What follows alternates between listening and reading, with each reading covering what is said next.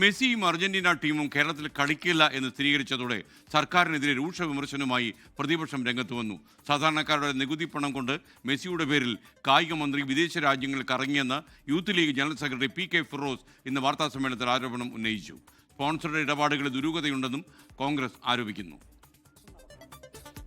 Argentine ടീമിനെ കേരളത്തിലെത്തിക്കാൻ സ്പോൺസറെ എങ്ങനെ തീരുമാനിച്ചുവെന്നും എന്തായിരുന്നു മാനദണ്ഡമെന്നും യൂത്ത് ലീഗ് നേതാവ് പി കെ ഫിറോസ്. മെസ്സി വരും എന്ന് പറഞ്ഞ് പ്രചാരണം നടത്തി പറ്റിച്ചെന്നും പി കെ ഫിറോസ്.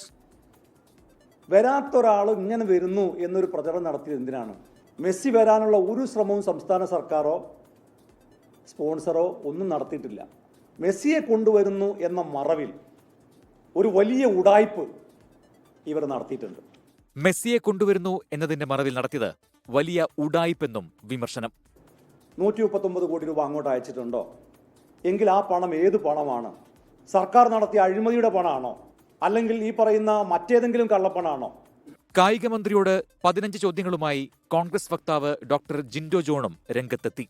GCDയും സർക്കാരും സ്പോൺസറും തമ്മിൽ എന്തെങ്കിലും കരാറുണ്ടോ, അത് പരസ്യമാക്കാൻ തയ്യാറുണ്ടോ തുടങ്ങിയ ചോദ്യങ്ങളാണ് ജിൻഡോ ജോൺ ഉന്നയിച്ചത്. മെസ്സിയെയും അർജന്റീന ടീമിനെയും കേരളത്തിൽ കൊണ്ടുവരുമെന്ന് ഔദ്യോഗിക ഉറപ്പില്ലാതെ കല്ലൂർ സ്റ്റേഡിയത്തിൽ ചെലവഴിച്ച പണത്തിന്റെ ബാധ്യത ആര് വഹിക്കുമെന്നും ജിൻഡോ ജോണിന്റെ ഫേസ്ബുക്ക് പോസ്റ്റ്.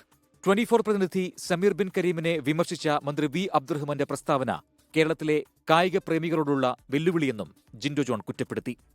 News desk 24.